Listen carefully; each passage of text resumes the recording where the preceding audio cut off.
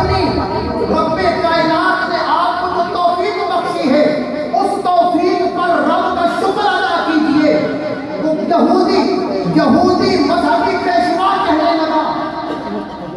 اے مسلم توجہ چاہتا ہوں، ہائے ہائے ہائے، یہودی مذہبی پیشوا کا جملہ پترو یاد بیٹھ جاؤ، کیا مسئلہ آپ لوگ؟ میری جان بیٹھ جاؤ آپ کو پتر انتخابات ہوتے بیٹھ جاؤ۔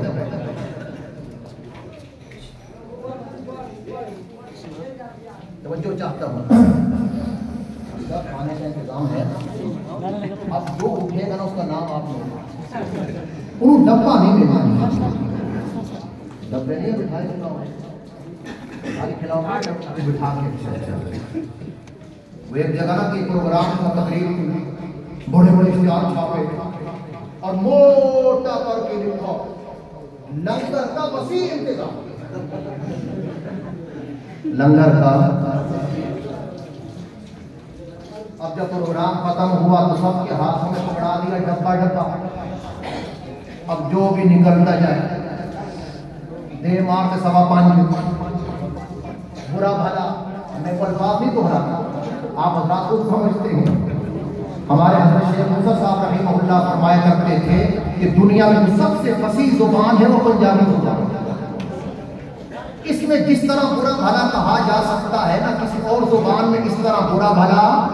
نہیں کہا جا سکتا۔ توجہ چاہتا ہوں،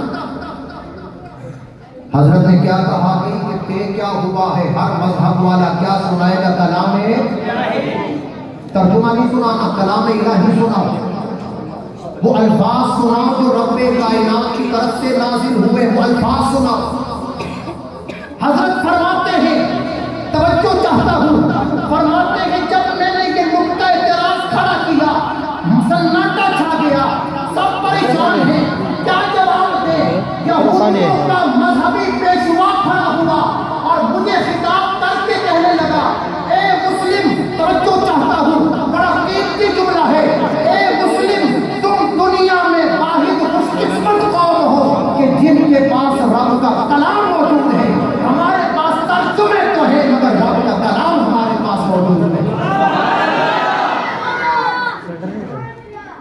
گرم نہیں نہ ہو سکتے۔ نعرہ تکبیر، اللہ اکبر، قرآن زندہ باد، صحابہ زندہ باد، نعرہ نبوت زندہ باد۔ میرے بھائیو، آپ خوش نصیب ہیں، آپ کے پاس کلام الہی